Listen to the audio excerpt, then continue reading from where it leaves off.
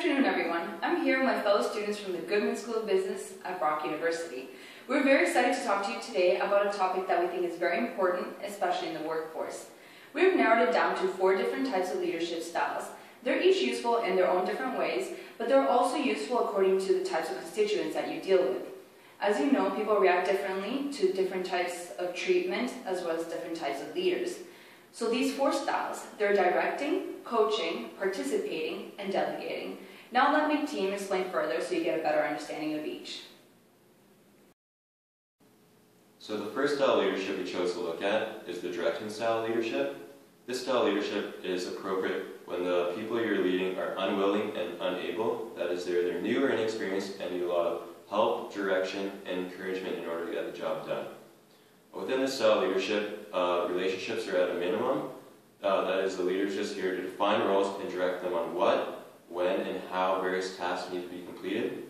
The leader here is really just here to provide an overall structure and guidance for the group. An example of when this style of leadership would be appropriate would be maybe in a situation where a group is brought together to work on a series of documents. The leader would assign roles and responsibilities to the individuals and really just plan and monitor their progress, making sure that deadlines are being met. One pitfall to this style of leadership is that it may cause motivation and retention issues. The leader in this situation is really task-oriented and might not be paying attention to the well-being of his team members.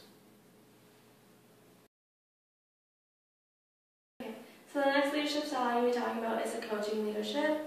So this leadership style is the most effective when you have constituents that are willing but they're unable. So in this instance, a coaching leader needs to provide a lot of direction and guidance just to ensure that the constituents develop the skills and the competencies necessary to complete the task. And it's also important that while you're doing this, that coaching leader also needs to essentially nurture the growth of their constituents by offering an ample amount of inspiration and encouragement just to ensure that the constituents, they remain focused, they remain motivated and committed to the task while building their confidence as well. And I think one of the best things about coaching leadership is that the coaching itself creates leaders. And I say this because as your constituents are observing and they're grasping out the commendable practices and your attitudes, they're likely to mirror these behaviors and thus becoming leaders. An example I have of this is when, let's say there's a new employee here to fill my position, I would essentially tell them all about the ins and outs that they should know to complete the task, and these are things that I've learned throughout experience that most outsiders wouldn't know. The third situational leadership style is participating and supportive. This leadership style is useful when the followers have the ability to complete the task but are unwilling to do it.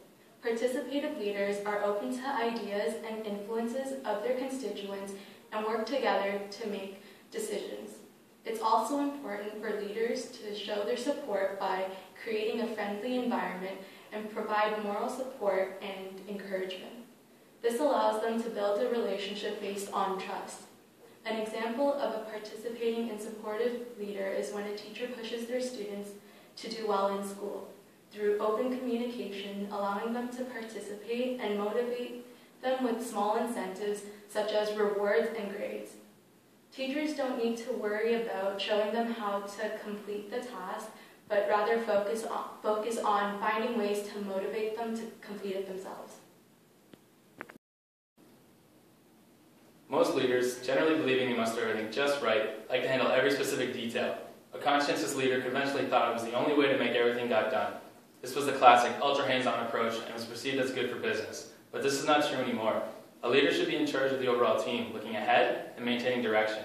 Ideally, a good leader only gets involved in making adjustments and corrections that keep the team on track. His job can get lost if he focuses on the small details and doesn't look at the big picture.